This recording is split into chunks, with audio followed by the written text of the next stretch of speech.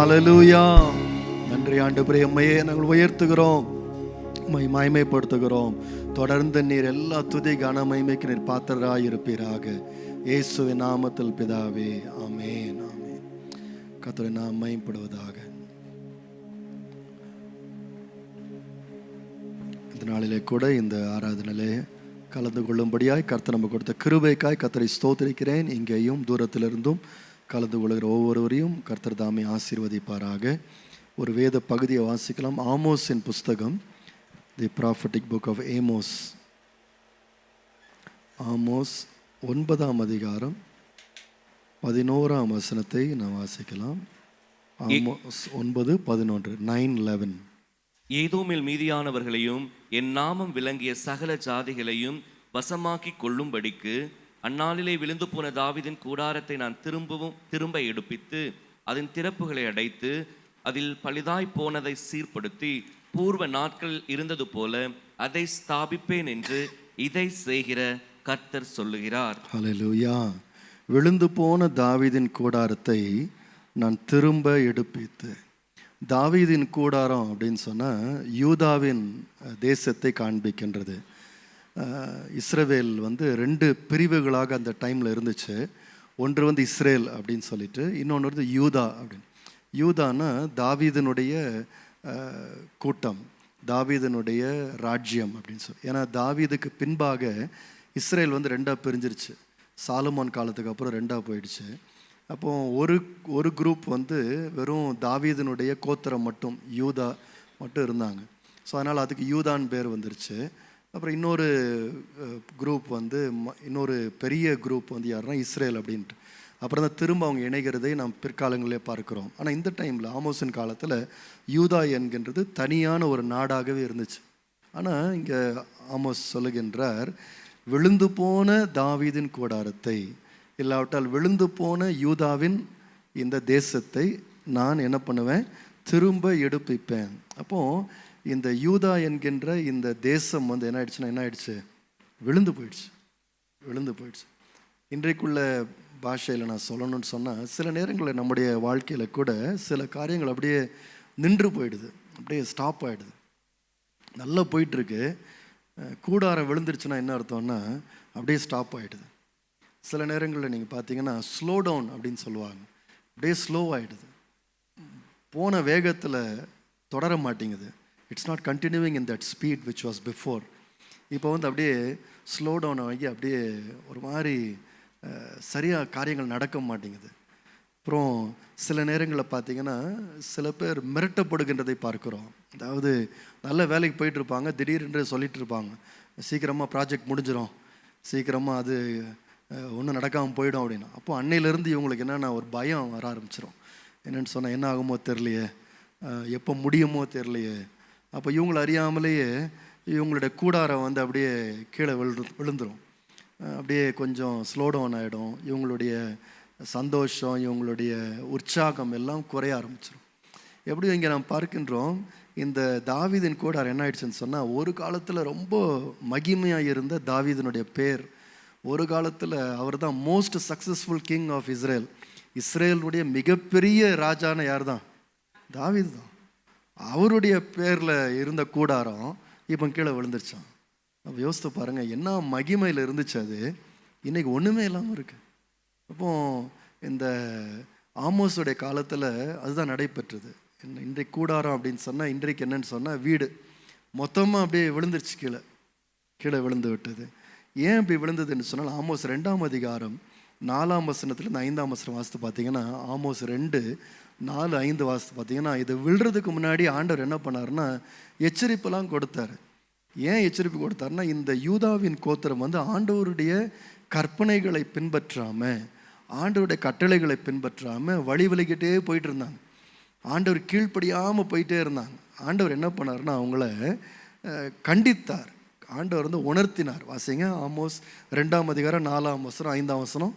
மேலும் யூதாவின் 3 பாதகங்களின் நிமித்தமும் 4 பாதகங்களின் நிமித்தமும் நான் அவர்கள் ஆக்கினியை திருப்ப மாட்டேன். அவர்கள் கர்த்தருடைய வேதத்தை வெறுத்து. இதுதான் பிரச்சனை. அவர்கள் கர்த்தருடைய வேதத்தை வெறுத்து அவருடைய கட்டளைகளை கைக்கொள்ளாமல் தங்கள் பிதாக்கள் பின்பற்றின பொய்களினால் மோசம் போனார்களே.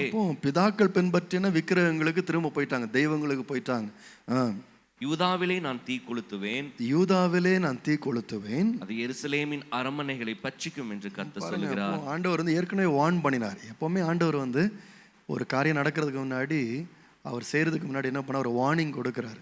நம்ம லைஃப்லேயே ஆண்டவர் கொடுக்கிறார். யூதாவுக்கு ஆண்டவர் கிளியராக சொன்னார், இத்தனை பாவங்கள் இருக்கு அப்படின்னு சொன்னார். நீ ஆண்டவருடைய வார்த்தையிலிருந்து விலகிட்ட கற்பனைகளை நீ பின்பற்ற மாட்டேன்னு சொன்ன. ஆனால் ரொம்ப வேதனையான காரியம் என்னன்னு சொன்னால், யூதா மனம் திரும்பவே இல்லை.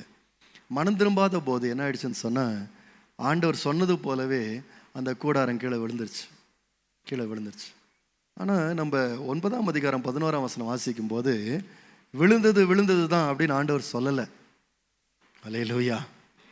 நான் சொன்னேன் அப்பவுமே உங்கள்கிட்ட, நீ தான் கீழ்ப்படியலை, நீ தான் அப்படியே போயிட்டு இருந்த, அந்த மற்ற தெய்வங்களுக்கு பின்னாடி போனல்ல, அவ்வளோதான், இப்போ விழுந்து போச்சு போ அப்படின்னு ஆண்டவர் சொல்லி விட்டுறல. நம்முடைய தேவன் ஒருபோதும் அப்படி சொல்கிறது இல்லை. நம்முடைய தேவன் இரக்கத்திலும் ஐஸ்வர்யம் உள்ளவராக இருக்கின்றார். அல்லேலூயா. கிருபை அவரிடத்தில் அதிகமாக இருக்கின்றது. எவ்வளவு, அதே 2ஆம் அதிகாரத்தில் நான் கொளுத்துவேன் இப்படிலாம் சொன்ன ஆண்டவர் 9ஆம் அதிகாரத்தில் என்ன சொல்கிறாரு பாருங்க, விழுந்து போன தாவீதின் கூடாரத்தை என்ன பண்ணுவேன், திரும்ப எடுப்பிப்பேன். இதுதான் ஆண்டவருடைய கிருபை. இந்த காலை வேளை நீங்களும் நானும் ஆண்டவருடைய கிருபையை நம்ம நோக்கி பார்க்கணும். நம்முடைய வாழ்க்கையில் சில காரியங்கள் அப்படி நின்று போயிருக்கலாம், சில காரியங்கள் அப்படி ஸ்லோ டவுன் ஆகிருக்கலாம், சில காரியங்கள் முன்பு போல் அந்த மகிமையில் இல்லாமல் இருக்கலாம். நீங்களும் நானும் தைரியமாக சொல்லணும், கர்த்தர் தாவீதின் கூடாரத்தை திரும்ப எழுப்ப வல்லமுள்ள தேவனாக இருக்கிறார், கிருபை உள்ளவராக இருக்கிறார். ஹல்லேலூயா, ஹல்லேலூயா. நீங்கள் பார்த்தீங்கன்னா இங்கிலீஷ் பைபிளில் நீங்கள் படித்து பார்த்தீங்கன்னா அங்கே நிறைய ஆர் அப்படின்ற வார்த்தை வரும், நிறைய ஆர். நீங்கள் 9ஆம் அதிகாரம் 11ஆம் வசனத்தில் ஐ வில் ரெஸ்டோர், அது ஒரு ஆர். ஐ வில் ரிப்பேர், அப்புறம் ஐ வில் ரெஸ்டோர் திரும்ப, அப்புறம் ஐ வில் ரீபில்ட். அப்போ இத்தனை வார்த்தைகள் வருகிறது. ரிப்பேர், ரெஸ்டோர் அண்ட் ரீபில்ட் அப்படின்னு ஆண்டவர் சொல்கிறார். இப்போ இந்த வார்த்தைகளை கொஞ்சம் விளக்கும்படி விரும்புகின்றேன். இப்போது விழுந்து போனதை ஆண்டவர் என்ன பண்ணுவார் அப்படின்னு கேட்டிங்கன்னா, சில காரியங்களை பண்ணுவார். முதலாவது காரியம் என்ன பண்ணுவார்னா, இங்கிலீஷில் சொல்லணும்னா ரிப்பேர் பண்ணுவார். தமிழில் என்ன போட்டிருக்குன்னா, அதன் திறப்புகளை அடைத்து. நாங்கள் சின்ன பிள்ளைகளாய் ஆவடியில் இருக்கும்போது, அப்போ அப்பா ஊழியத்தினுடைய ஆரம்ப காலம், அப்போ ஒரு ஓலைக்கொட்டகை வீடு, அப்போது தேட்ச் ரூஃபில் இப்போ அவ்வளோவா இல்லை. இப்போல்லாம் அதெல்லாம் இல்லீகல் ஆக்கிட்டாங்க, ஏன்னா எரிஞ்சிருதுன்னு சொல்லிட்டு. அப்போது ஓலைக்கொட்டகை வீடு, இப்போ சுற்றி மண் சுவர், அதாவது இந்த மாதிரி என்ன சொல்கிறது, காலம்லாம் போட்டு பில்லர்லாம் போட்டுலாம் கிடையாது, மண் சுவர், மாட்டு சாணத்தை வச்சு அதை என்ன பண்ணுவாங்கன்னா பூசி அதை நிற்க வச்சுருப்பாங்க இது மாதிரி. ஆனால் நல்ல மழை அடிக்கும்போது என்ன ஆகும் அப்படின்னு சொன்னால், நல்ல மழை அடிச்சதுன்னு சொன்னால் அது அப்படியே உடஞ்சி விழுந்துடும். அப்படியே உடஞ்சி விழுந்துச்சுன்னா வீட்டுக்குள்ளே ஃபுல்லாக தண்ணி வந்துடும். எல்லாம் பாத்திரங்கத்தினால மிதக்க ஆரம்பிச்சிடும். எங்களுக்கு ஒரே சந்தோஷம்தான். நாங்கள் சின்ன பிள்ளைங்க, நானும் எங்கள் அண்ணனும் அப்போ சரி, ஒரே உள்ள ஸ்விம்மிங் பூல் தான் நம்மளுக்கு. உடனே பேப்பர் போட்டு விடுறது, எல்லாம் பண்ணுறது, எல்லா வேலையும் பண்ணிக்கிட்டு ரொம்ப சந்தோஷமாக இருப்போம். எங்கள் அப்பா என்ன பண்ணுவாங்கன்னு சொன்னால், சர்ச்சில் 2 பேர் அப்போது இருந்தாங்க, இன்றைக்கும் அதில் ஒருத்தர் இருக்கிறாங்க. இந்த 2 பேரை கூப்பிடுவாங்க. அந்த 2 அங்கிள் என்ன பண்ணுவாங்கன்னா, அப்பாவும் அவங்கெல்லாம் 2 பேர் சேர்ந்து அதை மறுபடியும் மண்ணெல்லாம் எடுத்து அதை கட்டி என்ன பண்ணுவோம், சீர்படுத்திடுவாங்க. அப்போது எங்கள் அப்பா என்ன சொல்லனா, விழுந்தது தான், அது எழும்ப வாய்ப்பு இல்லை, அது தேவையில்லைன்னு விடலை. ஏன்னா வீடு என்ன பண்ணணும், அதை திரும்ப கட்டி எழுப்பணும்ல. அதே போல் ஆண்டவர் என்ன பண்ணுறாருன்னு சொன்னால், ஏதோ தாவீதின் கூடாரம் விழுந்து போச்சுன்னு அப்படியே அவர் பாட்டுக்கு அந்த பக்கம் போகிறது கிடையாது. இன்னமும் அது அவருடைய வீடு தான். அல்லேலூயா. நம்முடைய வாழ்க்கையில் எவ்வளோ நம்ம உடைத்து போட்டாலும் நீங்களும் நானும் அவருடையவர்களாக இருக்கின்றோம். We are his people. ஆகவே அந்த ஒரு கான்ஃபிடென்ஸ் நமக்கு வரணும், அந்த ஒரு தைரியம் நமக்கு வரணும். எப்படி ஆண்டவர் சொல்கிறார், நம்மளும் எப்படி நம்புகிறோம் அப்படின்னு சொன்னால், விழுந்து போன தாவீதின் கூடாரம் யாருடைய கூடாரம் கிடையாது தெரியுமா? தாவீதுடைய கூடாரம் கிடையாது, அது அவருடைய கூடாரமாக இருக்கின்றது. அது அவர் எழுப்பின கூடாரம். தாவீது யார்? ஆண்டவரால் எழுப்பப்பட்டவன். தாவீதினுடைய மக்கள் யார்? ஆண்டவர் தெரிந்து கொண்ட மக்கள். இந்த இஸ்ரவேலும் யூதாவும் யாருடையவர்கள்னா தேவனுடையவர்கள். நீங்களும் நானும் யாருடையவர்கள்? தைரியமாக சொல்லுங்கள். அவ்வளோதானா? இன்னும் சத்தமாக சொல்லலாமா? தேவனுடையவர்கள். அல்லேலூயா. ஆகவே விழுந்து போனாலும் ஆண்டவர் என்ன பண்ணுறாரு, கட்டி எழுப்புறாரு. இப்போது ஆண்டவர் என்ன சொல்லணும்னா, அதான் நீ தான் கட்டிக்கணும் இனிமேல், என்ன பண்ணுறது அப்படின்னு நம்ம தலைமையில் தூக்கி போடுறதில்ல. ஆண்டவரே வந்து என்ன பண்ணுகிறார், அழகாக சொல்லுகிறாரு, அதன் திறப்புகளை அடைப்பேன். எங்கெங்கெல்லாம் பிரேக் ஆகிருக்கோ, இங்கிலீஷ் பைபிளில் ரிப்பேர் அப்படின்ற வார்த்தை வருது. ரிப்பேர்னால் என்னன்னு சொன்னால், எந்த இடத்துல அந்த ஹோல் விழுந்துருச்சோ, எந்த இடத்துல, அப்போது எல்லா இடமும் விழலை, ஆனால் ஏதோ ஒரு இடத்துல வந்து அந்த கட்டை வந்து லூஸ் ஆகிடுச்சு, கட்டை உடஞ்சிருச்சு, அதனால் அப்படியே டென்ட்டு சரிஞ்சிருச்சு. அந்த கட்டையை மட்டும் சரி பண்ணால் போதும். நம்ம லைஃப்பில் கூட நிறைய காரியங்கள் வந்து ஒருவேளை நல்லா தான் போயிட்டுருக்கு, ஆனால் ஒரே ஒரு பாயிண்ட், ஒரே ஒரு காரியம். சில பேர் சொல்லுவோம், ஹெல்த்லாம் நல்லா தான் இருக்குது பாஸ்டர், சுகம் நல்லா தான் இருக்குது, பிள்ளைகளும் நல்லா தான் இருக்கிறாங்க, ஆனால் இந்த ஒரு ப்ராப்ளம் மட்டும்தான் பிரச்சனை, அது மட்டும்தான் கொஞ்சம் உடஞ்சிருக்கு. அது உடஞ்சதுனால மற்ற எல்லாமே சரியுது கீழே, மற்ற எல்லாமே ஸ்லோ டவுன் ஆகுது, மற்ற எல்லாமே ஒர்க் ஆக மாட்டேங்குது. பாருங்கள், அப்படி ஒரு காரியம் வந்து எல்லாத்தையும் கீழே தள்ளி விட்டுருவோம்.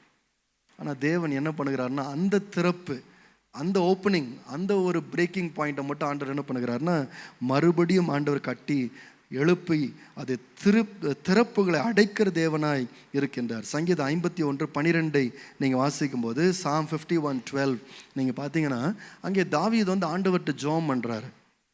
அவருக்கு வந்து அவர் பத்சேபாள் இடத்துல பாவம் செய்ததுனால அவருடைய வாழ்க்கை நிறைய பிரச்சனைகள், ஆனால் வந்து மற்ற காரியங்கள்லாம் நல்லா தான் போயிட்டு இருந்துச்சு. இன்னும் ராஜ்யம் அவருக்கு போகலை, இன்னும் ராஜாவாக தான் இருக்கிறாரு, தேசம் அவர் கையில் தான் இருக்குது.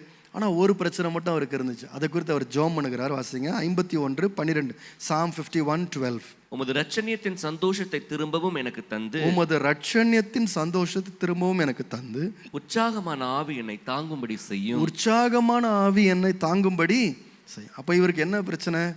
இவர் கேட்கல, ஆண்டவரே சிங்காசனமே போயிடுச்சு, ஆண்டவரே எனக்கு திரும்ப தாருங்கன்னு கேட்கல, என் குடும்பமே போயிடுச்சு எனக்கு திரும்ப தாங்க அப்படிலாம் கேட்கல. இவருக்கு ஒரே ஒரு காரியம் தான் ரிப்பேர் ஆகிடுச்சு. என்னன்னு சொன்னால், முன்னாடி உற்சாகமான ஆவி இருந்துச்சு, முன்னாடி நல்ல உற்சாகம் இருந்துச்சு, இப்போ அந்த உற்சாகம் போயிடுச்சு. என்ன பண்ணுறது, போ, எதுக்காக பண்ணணும், ஏன் நான் போகணும் அப்படின்ற மாதிரி ஒரு வெறுப்பான எண்ணங்கள் உள்ளே வந்துருச்சு. அப்போ இது தாவீதுனுடைய வாழ்க்கை. நம்ம லைஃப்பில் என்ன ரிப்பேர் ஆச்சு எனக்கு தெரியல, ஆனால் எந்த பார்ட் வந்து ரிப்பேராக இருக்கோ, எந்த காரியம் வந்து உடைந்து போயிருக்கோ, கீழே விழுந்திருக்கோ, கர்த்தர் அதை என்ன பண்ணுவார்னு சொன்னால் அந்த திறப்புகளை அடைக்க வல்லமுள்ளவராக இருக்கிறார். ஹல்லேலூயா. அப்போ பாருங்கள், இவன் வந்து உற்சாகத்தை இழந்துட்டார். உற்சாகத்தை இழந்துட்டு தாவீது வந்து அவர் செய்த காரியத்தினால அவருக்கு வந்து ஒரு வேதனை வந்துடுச்சு. ஏன்னா இப்படி இருந்த நம்ம, ஆண்டவருக்காக பாட்டு பாடிட்டு இருந்த நம்ம, ஆண்டவருக்காக ஊழியம் செஞ்சுட்டு இருந்தோம், நம்ம கோலியாத்தெல்லாம் நம்ம மேற்கொண்டோம், இந்த ஒரு பெண்ணுடைய விஷயத்தில் போயிட்டு இப்படி நம்ம விழுந்துட்டோமே அப்படின்னு சொல்லிட்டு ஒரு சோர்வு, ஒரு துக்கம் அவருடைய லைஃப்பில். அந்த ஆண்டவருக்காக இருந்த வைராக்கியம், உற்சாகம் வந்து இப்போ இல்லை அவருக்கு. ஆனால் ஆண்டவர்கிட்ட கேட்கிற, ஆண்டவரே அந்த உற்சாகமான ஆவி என்னை தாங்கும்படி என்னை செய்யும், ரட்சணத்தின் சந்தோஷத்தை எனக்கு திரும்பத்தார். ஒருவேளை இன்றைக்கு இதுவே சில பேருடைய ஜெபமாக இருக்கலாம்.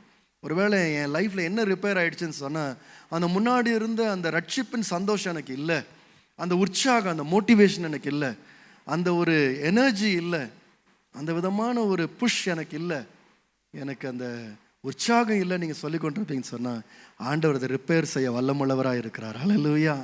அதை ஆண்டவர் திரும்ப என்ன பண்ணுவார்னா திறப்புகளை அடைப்பார், திறப்புகளை அடைப்பார். எங்கே வந்து நமக்கு பிரச்சனை இருக்கிறதோ அதை ஆண்டவர் சரி செய்ய வல்லமுள்ளவராக. நீங்கள் என்ன பண்ணுங்கன்னா, அந்த காரியத்தை கொடுத்து தாவீது ஜெபம் பண்ணது போலவே நீங்களும் ஜெபம் பண்ணுங்க. ஆண்டவரே இந்த ஒரு காரியம், இதை நீங்கள் கொஞ்சம் லிஃப்ட் பண்ணி விடுங்க ஆண்டவரே, இதை கொஞ்சம் திறப்புகளை அடைத்து விடுங்க ஆண்டவர், ரிப்பேர் தட் லார்ட் அப்படின்னு சொல்லி நீங்கள் ஜெபம் பண்ணலாம். ரெண்டாவதாக சொல்லப்பட்ட வார்த்தை ஆங்கில வேதாகமத்தில் 9:11, Amos 9:11, ஐ வில் ரெஸ்டோர். தமிழில் என்ன போட்டிருக்குன்னா, அதில் பழுதாய் போனதை சீர்படுத்தி, பழுதாய் போனதை சீர்படுத்தி. இந்த ரெஸ்டோர் அப்படின்னா என்னன்னு சொன்னால், முன்னாடி இருந்த நிலைமைக்கு கொண்டு வருவது, முன்னாடி இருந்த நிலைமைக்கு கொண்டு வருவது, அதுதான் ரெஸ்டோர். பழுதாய் கிடந்ததை சீர்படுத்துகிற ஆண்டவர். சீர்படுத்துனா என்ன, முன்னாடி இருந்த இடத்திற்கு கொண்டு வருகிறார். நீங்கள் யோசுவா 7:3 3 வாசித்து பார்த்தீங்கன்னு சொன்னால், அங்கே ஒரு சம்பவம் சொல்லப்பட்டிருக்கின்றது. என்ன சம்பவம்னா, இஸ்ரவேல் ஜனங்கள் வந்து அப்போ தான் எரிகோ மதிலை கீழே தள்ளிட்டு வந்திருக்கிறாங்க. அவ்வளோ பெரிய வெற்றியை பார்த்துட்டாங்க. பார்த்துட்டு வந்தோடனே அவங்களுக்கு பயங்கர கான்ஃபிடென்ஸ், ஓ இந்த எரிகோ மதிலே கீழே விழுந்து போச்சு, இதுக்கு மேலே என்ன இருக்குது அப்படின்ட்டு அடுத்தது இடத்துக்கு போகிறாங்க. கானானுக்குள்ளே அடுத்த இடம் என்ன இடம்னு சொன்னால், ஆயி பட்டணம் அப்படின்ற ஒரு பட்டணம். It's the city call AI. அப்போது அந்த பட்டணத்தில் போகும்போது அது பார்த்தா ஒரு சின்ன பட்டணம்.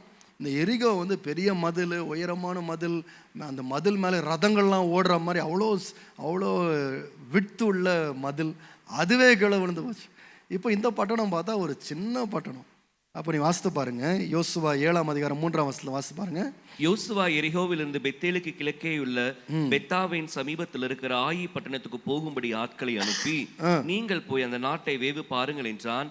அந்த மனுஷர் போய் ஆயி வேவு பார்த்து யோசுவாவினிடத்தில் திரும்பி வந்து அவனை நோக்கி, ஜனங்கள் எல்லாரும் போக வேண்டியது இல்லை, ஏறக்குறை 2000-3000 பேர் போய் ஆயியை முறியடிக்கலாம் சொல்றாங்க. இப்போ வேவு பார்த்துட்டு வந்து சொல்றாங்க, எல்லாரெல்லாம் போக வேண்டிய அவசியம் இல்லை, அவ்வளோ பெரிய இடம்லாம் கிடையாது, அது ஒன்றும் ஒரு சின்ன பட்டணம், அது ஒரு 2000-3000 பேர் போனால் போதும், ஈஸியாக போய் நம்ம அதை போய் மேற்கொண்டுட்டு வந்துடலாம் அப்படின்ட்டு என்ன பண்ணுறாங்கன்னா ஒரு கான்ஃபிடென்ஸில் போகிறாங்க. போனால் அந்த பட்டணத்தார் இவங்களை எல்லாரையும் விரட்டி அடிக்கிறாங்க. கிட்டத்தட்ட 30 பேருக்கு மேலாக அன்றைக்கு இஸ்ரவேல் ஜனங்கள் செத்து போகிறாங்க. இவங்களுக்கு பெரிய ஷாக், என்ன இது சின்ன பட்டணம் நினச்சி நம்ம கொஞ்சம் பேர் போனால் அவனுங்க என்ன பண்ணுறாங்கன்னா ரொம்ப ஈஸியாக இவங்களை துரத்தி அடிச்சிட்டாங்க. அப்போ யோசுவா தரையில் மோங்குப்புற விழுந்து ஆண்டவர்கிட்ட அழுறாரு, ஆண்டவரே ஏன் ஆண்டவர் இப்படி ஆச்சு, என்ன ஆச்சு அப்படி. அப்போ தான் ஆண்டவர் சொல்கிறாரு, ஆகான் என்ற ஒரு மனுஷனை பற்றி ஆண்டவர் அவன் செஞ்ச காரியத்தை சொல்கிறாரு. ஒருத்தன் வந்து இப்படியாக எரிகோவில் இருக்கிற சில பொருட்களை எடுத்து மறைத்து வைத்திருக்கிறான், ஆகவே தான் நான் உங்களோட இல்லைன்னு. அப்போ நம்மளுக்கு தெரியும் என்ன நடந்துச்சுன்னு சொல்லி. அப்போ இந்த மனுஷனை கண்டுபிடிக்கிறாங்க, இவன் ஆகான் என்று கண்டுபிடிக்கிறாங்க, அவன் கையில் இருக்கிறதெல்லாம் எடுக்கின்றாங்க. அப்புறம் அங்கே ஒரு ஆண்டவருடைய ஜட்ஜ்மெண்ட், ஆண்டவருடைய நியாய தீர்ப்பை கொண்டு வருகிறாங்க. அப்புறம் மறுபடியும் என்ன நடக்குதுன்னு சொன்னால் இந்த ஆயி பட்டணத்தை போய் அவங்க பிடிக்கிறதை பார்க்குறோம். அப்போ இந்த பகுதி என்ன நான் பார்க்குறோன்னு சொன்னால், ஒரு காலத்தில் இந்த இஸ்ரவேல் ஜனங்கள் வந்து பெரிய ஆட்கள், அவங்க வந்து சண்டை போடாமலேயே, ஒரு அம்பு எய்யாமலேயே, பட்டயம் எடுக்காமலே எரிகோ மதில் கீழே விழுந்துச்சு. அது அவங்களுடைய மகிமையின் நாட்கள். ஆனால் இப்போ நீங்கள் பார்த்தீங்கன்னா இந்த சின்ன பட்டணத்தில் அவங்க எல்லாரும் புறமிது காட்டி ஓடி வராங்க. அவங்கெல்லாம் தப்பிச்சா போதுன்னு சொல்லி எல்லாம் ஓடி வருகின்றாங்க.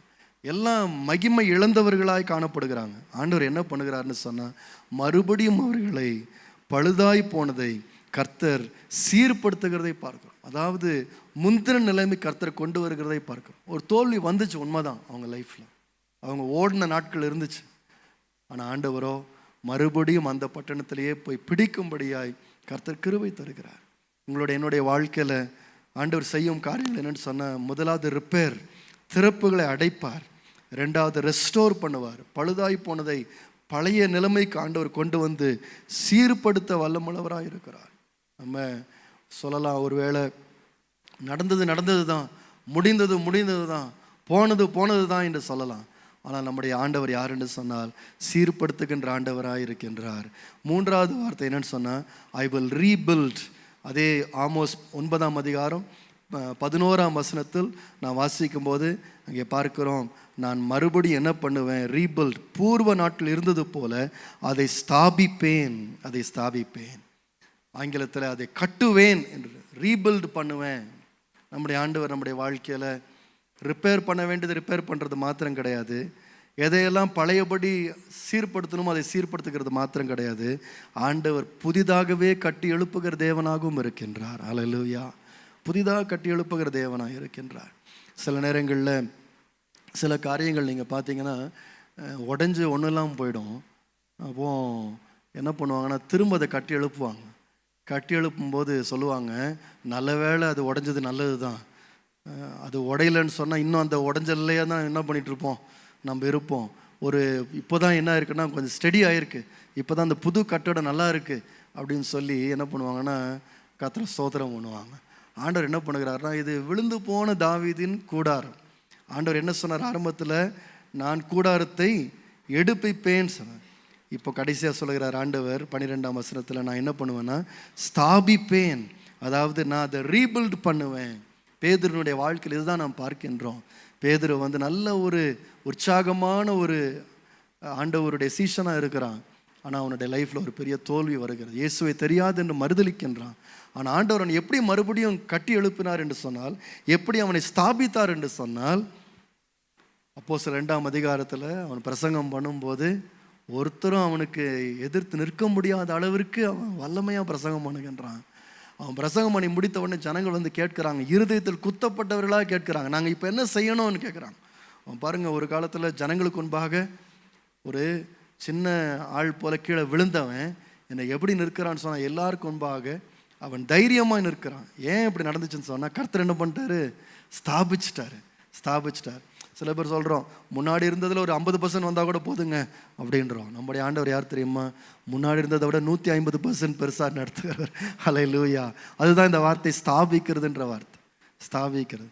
இப்போ சில பேர் ஸ்மால் மைண்டடாக சின்ன எண்ணத்தோடு சொல்கிறோம், ஏதோ முன்னாடி இருந்துச்சு அதெல்லாம் இப்போ நான் கேட்கல, இப்போ ஏதோ ஒன்று வந்தால் போதும் அப்படின்ற. இல்லை, நம்ம என்ன சொல்லணும்னா கர்த்தர் என்ன பண்ணுவார்னா ஃபவுண்டேஷன் போட்டு கொடுப்பாருன்னு சொல்லலாம். ஹல்லேலூயா. முன்னாடி அது ஒரு சின்ன டென்ட்டாக இருந்துச்சு, இப்போ ஆண்டவர் சொல்கிறாரு, நான் எல்லாம் ஃபவுண்டேஷன்லாம் போட்டு அதை ஸ்தாபிப்பேன், ஒரு அஸ்திபாரம் போட்டு அதை நிலைநிறுத்துவேன். இனி இது என்ன ஆகாதுன்னு சொன்னால் விழுந்து போவதே கிடையாது. ஹல்லேலூயா. அதுதான் தேவன் செய்கின்ற காரியமாக இருக்கும். நீங்கள் இன்னும் கூட கொஞ்சம் வாசிக்கலாம் நினைக்கிறேன். 13ஆம் வசனத்தை வாசிக்கும் போது, இதோ உழுகிறவன் அறுக்கிறவனையும் திராட்சை பழங்களை ஆலையாடுகிறவன் விதைக்கிறவனையும் தொடர்ந்து பிடித்து பர்வதங்கள் திராட்சரசமாய் வடிகிறதும் மேடுகள் எல்லாம் கரைகிறதுமான நாட்கள் வரும் என்று கர்த்தர் சொல்லுகிறார். இந்த 13ஆம் வசனத்துக்கு நான் கொடுத்த வார்த்தை ரீப்பிங். அப்போ நான் இங்கிலீஷில் சொல்லலாம், ரிப்பேர் பண்ணுவார், ரெஸ்டோர் பண்ணுவார், ரீபில்ட் பண்ணுவார். ரீப்பிங் பார்க்குறீங்க. நாலாவது ஆர் ரீப்பிங். என்னன்னா 13ஆம் வசனத்தில் பாருங்கள், ஒரு அழகான ஒரு காரியம் சொல்கிறார் ஆண்டவர். ஆமோஸ் மூலமாக சொல்கிறாரு, உழுகிறவன் அறுக்கிறவனையும் திராட்சை பழங்களை ஆலையாடுகிறவன் விதைக்கிறவனையும் தொடர்ந்து பிடித்து. இப்போது இதை நீங்கள் புரிஞ்சுக்கிட்டே ரொம்ப நல்லாயிருக்கும். ரொம்ப அழகான ஒரு காரியம் இது. அதாவது ஒருத்தன் உழுகிறான், அதாவது ப்ரிப்பேர் பண்ணுறான், அந்த லேண்டை ப்ரிப்பேர் பண்ணுறான். எதுக்குன்னு சொன்னால் விதைக்கிறதுக்காக. இப்போ தான் அவன் ஸ்டார்ட் பண்ணுறான். அவனுக்கு பின்னாடியே யார் வருகிறதா? அந்த வசனத்தில் சொல்லுங்க பார்ப்போம், யார் வருது? ஆலை அறுக்கிறவன் வருகிறான். அப்போ நீங்கள் யோசிச்சு பாருங்கள், ஒரிஜினல் யூஷுவல் ப்ராசஸ் என்னது? ஃபஸ்ட் என்ன பண்ணணும்? உழணும். அப்புறம் என்ன பண்ணணும்? விதைக்கணும். அது வளர்ந்த பிறகு தான் யார் வரணும்? ஆனால் ஆண்டவர் என்ன சொல்கிறாருன்னா, எந்த ஸ்பீடில் போகுது பாருங்களேன். இவன் உழுது கொண்டு இருக்கும்போது என்ன ஆகிடுது? அது வளர்ந்துருதான். வளர்ந்ததுனால அவன் பின்னாடி என்ன பண்ணுறான்னா அறுக்கிறதுக்கு வந்துட்டான் அதுக்குள்ளே. அப்போ ஆண்டவர் அங்கே என்ன சொல்ல வர்றாருன்னு சொன்னால், அவ்வளவு ஃபாஸ்டான ஒரு க்ரோத்துன்ற, அவ்வளோ இப்போ தான் அவன் போட போகிறான், விதையை எடுத்து போட போகிறான். அதுக்காக அவன் ப்ரிப்பேர் பண்ணிகிட்டு இருக்கிறான். இப்போ தான் அவன் தோண்டிகிட்டு இருக்கிறான். ஆனால் அதுக்குள்ளே பின்னாடி ஒருத்தன் முடிஞ்சது கிளம்பு, நான் என்ன பண்ண போகிறேன், இப்போ அறுக்க போகிறேன்றான். அப்போ ஆண்டவர் என்ன சொல்கிறாருன்னா, இந்த விழுந்து போன தாவீதின் கூடாரத்தை பற்றி சொல்கிறாரு. ஆமோஸே, நான் என்ன செய்வேன்னு சொன்னால் அறுவடை செய்ய வைப்பேன். எப்போ அறுவடைனா, ஃபஸ்ட்டு உழணும், அப்புறம் விதைக்கணும், அப்புறம் தண்ணீர் பார்க்கணும், அப்புறம் காற்று இருக்கணும், அப்புறம் வரும் அப்படின்னு இல்லை, இம்மீடியட்டாக வரும், உடனடியாக ஒரு அறுவடை வரும். இப்போ நீங்களும் நான் இதை விசுவாசிக்க முடியுமா தெரியல, ஆனால் நீங்கள் விசுவாசிப்பீங்கன்னு சொன்னால் நான் சொல்லுவேன், இந்த வார்த்தை உங்களுடைய மனதில் ஒரு பெரிய ஒரு தாக்கத்தை ஏற்படும். நீங்களும் நான் எதிரும் சொல்லணும், கர்த்தர் என்ன அறுவடை செய்ய பண்ணுவார். எப்போ அறுவடை செய்ய பண்ணுவார்னா, வரும்போது பார்க்கலாம், அப்படி இல்லை, சீக்கிரமாய் அறுவடை செய்ய பண்ணுவார். ஹல்லேலூயா. அப்போது தேவனுடைய பிள்ளைகளுடைய வாழ்க்கை எப்படி இருக்கும்னு சொன்னால், நம்ம போட்டோம் தெரியலங்க அப்படின்ற மாதிரி சந்தேகத்தில் அல்ல, நம்ம விதைக்கும் போது எப்படி விதைப்போம்னு சொன்னால், கர்த்தர் இதை அறுக்க பண்ணுவார் என்கின்ற நம்பிக்கையோடு நாம் விதைப்போம். அதான் அடுத்த வார்த்தையும் சொல்லுகிறது, ஆலையாடுகிறவன் விதைக்கிறவன் என்ன பண்ணுவான்? இப்போ தான் பழத்தை எடுத்துக்கிட்டு இருக்கிறான், இப்போ தான் திராட்சை தோட்டத்தில் போய் பழத்தை எடுத்துகிட்டு இருக்கிறான். அதுக்குள்ளே யார் வந்துட்டான்னு சொன்னால், அடுத்த விதை போடுறவன் வந்துட்டான். அப்போ ஆண்டவர் என்ன சொல்கிறான்னா, ரொம்ப ஸ்பீடாக போகும் அப்படின்றார். அப்போது நாம் 11ஆம் வசனம் என்ன வாசித்தோம்? இது விழுந்து போன தாவீதின் கூடாரம். ஆனால் அதை பற்றி ஆண்டவர் என்ன சொல்கிறாருன்னா, இந்த கூடாரத்தை நான் எடுத்து ஸ்தாபிக்கிறது மாத்திரம் இல்லை, ரிப்பேர் பண்ணி அதை நிறுத்துகிறது மாத்திரமல்ல, இது என்ன பண்ணுன்னு சொன்னால் ஒரு பெரிய அறுவடையை கொண்டு வரும், பெரிய அறுவடையை கொண்டு வரும். எனக்கு அருமையானவர்களே, இந்த வார்த்தை ஆண்டவர் நிறைவேற்றினாரா அப்படின்னு கேட்டால் நிறைவேற்றினார். எப்போ நிறைவேற்றினார்னு சொன்னால், இந்த விழுந்து போன தாவீதின் கூடாரம் தான் இயேசுவினால் எழுப்பப்பட்டது. இயேசு இந்த உலகத்துக்கு வந்தபோது எங்கே வந்தார்னா, யூதாவுக்கு தான் வந்தார், தாவீதினுடைய வீட்டில் தான் பிறந்தார். இப்போ என்ன பண்ணுகிறாருன்னா, நீங்கள் பாருங்கள், அது அந்த காலத்தை விழுந்து போன ஒரு கூடாரமாக இருந்துச்சு. ஆனால் ஆண்டவராக இயேசு கிறிஸ்து இதை மறுபடியும் கட்டி எழுப்பினார். எப்படி எழுப்பினார்னா, அதுதான் சபை. ஆண்டவர் சபையாக இதை திரும்ப எழுப்பினார். சபை ஆண்டவர் எழுப்பின பிறகு, இந்த தாவீதின் கூடாரத்தை எழுப்பின பிறகு என்ன நடந்துச்சுன்னு சொன்னால், 2000 வருஷங்களாக என்ன நடைபெற்றுக்குன்னு சொன்னால், வேகமாக அறுவடை நடந்து கொண்டே இருக்கிறது. நீங்கள் உலகத்தின் எந்த பகுதிக்கு போங்க, விசேஷமாக எந்த இடத்துலலாம் ஆண்டவருடைய நாமத்திற்காக தேவனுடைய மக்கள் துன்பங்களை அனுபவிக்கின்ற இடங்களுக்கு நீங்கள் போய் பாருங்கள். அங்கே போய் நீங்கள் பார்த்தீங்கன்னா பெரிய அறுவடை நீங்கள் பார்ப்பீங்க. ஒரு பக்கம் தொந்தரவுகள் தான், ஒரு பக்கம் கவர்மெண்ட்டே பிரச்சனை கொடுத்துட்ருக்கு, ஒரு பக்கம் அடி உதைகள் தான் சபைக்கு. ஆனால் சபை ஆண்டவரால் மறுபடியும் தூக்கி நிறுத்தப்பட்டு ஸ்தாபிக்கப்பட்டு பெரும் அறுவடை கர்த்தர் கொடுத்து கொண்டே இருக்கின்றார். அல்லேலூயா. ஜனங்க ரட்சிக்கப்பட்டுட்டே இருக்கிறாங்க, குறைவில்லாமல் ரட்சிக்கப்படுறாங்க. அப்போ இந்த வார்த்தை, ஆமோஸ் கொடுக்கப்பட்ட வார்த்தை எழுத்தின் பிரகாரமாக நிறைவேறிச்சு, இன்னும் நிறைவேறி கொண்டு கொண்டே இருக்கின்றது, இன்னும் நடந்து கொண்டே தான் இருக்குது. இப்போ நான் சொல்லுவேன், நம்முடைய தனிப்பட்ட வாழ்க்கையிலும் எனக்கு தைரியமாக நம்ம சொல்லுவோம், தேவன் என்ன பண்ணுவார்னா, நான் திரும்ப சொல்லுகின்றேன், திறப்புகளை அடைப்பார், பாழாய் போனதை சீர்படுத்துவார், பூர்வ நாட்கள் இருந்தது போல ஸ்தாபிப்பார், கடைசியாக சொல்லுவார், அறுவடையை கர்த்தர் காண பண்ணுவார். அல்லேலூயா. தேவன் நமக்கு இந்த கிருபை தருவார். எல்லாரும் எழுப்பி நிற்கலாமா? நம்ம ஜெபிக்க போகின்றோம். கர்த்தரை நோக்கி பார்த்து இந்த வேளையில் நம்முடைய தனிப்பட்ட வாழ்க்கையிலும், தேவரீர் நீர் இதை செய்ய வல்லமுள்ள தேவனாக இருக்கிறீர். ஆண்டவரே, எந்த பகுதி உங்களுடைய வாழ்க்கையில் கர்த்தர் செய்வார் என்று நீங்கள் விசுவாசிக்கிறீர்களோ, அந்த பகுதியில் கர்த்தருடைய நாமத்தை நோக்கி நீங்கள் கூப்பிட்டு, ஆண்டவரே நீர் அதையே செய்யும் ஆண்டவரே என்று நீங்கள் ஜெபம் பண்ணுங்க. Lord repair, Lord restore, Lord rebuild, Lord help me to ரீப். Lord ஆண்டவரே, இந்த நாளில் திறப்புகளை அடையும் அப்பா. ஏதாவது ஒரு காரியம் ஆண்டவரே உடைந்த நிலைமை இருக்குமானால் அந்த உடைந்த காரியங்களை நீங்கள் சரி செய்யுங்க ஆண்டவரே. திறப்புகளை அடைத்து போடுங்க ஆண்டவரே. ஜெபம் பண்ணுறவங்க அப்படியே ஜெபம் பண்ணலாம். ஆண்டவரே, இந்த ஒரு காரியம் உடைந்த நிலைமையில் இருக்கிறது ஆண்டவரே, அதை நீங்கள் ஆண்டவரை அடைத்து போடுங்கப்பா. அதில் இருக்கிற எல்லா கோளாறுகளையும் எல்லா தவறான காரியங்களையும் நீங்கள் சரி செய்து அதை ரிப்பேர் பண்ணி தாருங்க ஆண்டவரே. அதை சரி செய்து தாருங்கப்பா. அது மனிதர்களுடைய காரியமாக இருக்கலாம், ஏதாவது ஒரு மனிதன் ஆண்டவர் ரிப்பேர் பண்ண வேண்டியதாக இருக்கலாம். ஒருவேளை ஒரு சூழ்நிலையில் கர்த்தர் சில திறப்புகளை அடைக்க வேண்டியதாக இருக்கலாம். ஒருவேளை நம்முடைய சரீரத்தில் சில காரியங்கள் திறப்புகளை கர்த்தர் அடைக்க வேண்டியதாக இருக்கலாம். எந்த காரியம் பழுதாகி போயிருக்கிறதோ நீங்கள் ஆண்டவர் நோக்கி நீங்கள் ஜெபம் பண்ணுங்க. அந்த காரியத்தில் கர்த்தாவே திறப்பை நீங்கள் அடைத்து தாருங்க ஆண்டவரே. Lord, you please repair it Lord, repair it Lord. நம்முடைய வார்த்தையின்படியே நீங்கள் செய்யுங்கப்பா. சில பேர் நம்ம சொல்லணும், பழுதாய் போனதை முந்திர நிலைமைக்கு நீங்கள் சீர்படுத்தி தாருங்க ஆண்டவரே. பழுதாய் போனதை முந்திர நிலைமைக்கு நீங்கள் சீர்படுத்தி தாருங்கப்பா. ரெஸ்டோர் பண்ணி தாருங்க ஆண்டவரே. ஹல்லேலூயா. ஜெபிக்கிறவங்க அப்படியே நீங்கள் ஜெபம் பண்ணலாம். Lord, restore the past glory Lord, bring back the past glory Lord. ஆண்டவரே, பழைய அந்த நிலைமைக்கு நீ கொண்டு நிறுத்துங்கப்பா, நிறுத்துங்கப்பா. உம்மை நோக்கி நாங்கள் கேட்கிறோம். ஹல்லேலூயா. ரீபில்ட் பண்ணுவேன், பூர்வ நாட்கள் இருந்தது போல அதை நான் ஸ்தாபிப்பேன். I will rebuild it. ஆண்டவர் விழுந்து போன காரியங்களை கட்டி எழுப்புகிற தேவனாய் இருக்கிறார். ஹல்லேலூயா, ஹல்லேலூயா, ஹல்லேலூயா, ஹல்லேலூயா. கூடாரத்தை எழுத்து நிறுத்துகிறது மாத்திரமல்ல, அதை நல்ல ஒரு கட்டடம் போல கர்த்தர் ஸ்தாபிக்கிறார். நம்முடைய குடும்பத்திற்கு கர்த்தர் அப்படி செய்வார், அதை ஸ்தாபிப்பார். ஹல்லேலூயா. நம்முடைய ஊழியத்திலும் நம்மளுடைய தனிப்பட்ட வாழ்க்கையிலும் ஆண்டவர் மறுபடியும் கட்டி எழுப்ப வல்லமுள்ள தேவனாய் இருக்கிறார். ஹல்லேலூயா, ஹல்லேலூயா, ஹல்லேலூயா, ஹல்லேலூயா. அறுவடையை கர்த்தர் கொண்டு வருவார், அறுவடையை கர்த்தர் கொண்டு வருவார். வேகமான அறுவடை, வேகமான அறுவடை கர்த்தர் நிச்சயமாய் கொண்டு வர வல்லமுள்ள தேவனாய் இருக்கிறார்.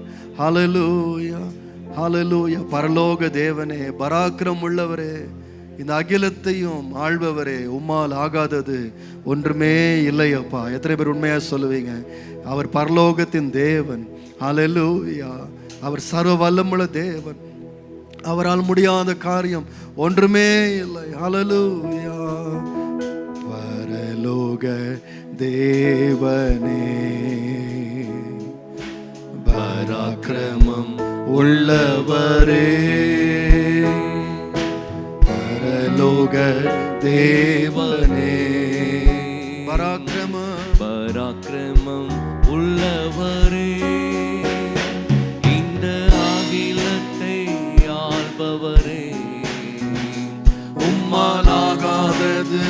எதுவும் இல்ல. இந்த அகிலத்தை ஆள்பவரே, உம்மாலாகாதது El Shaddai, El Shaddai, El Shaddai, சர்வ வல்ல தெய்வமே. El Shaddai, El Shaddai, El Shaddai, சர்வ வல்ல தெய்வமே.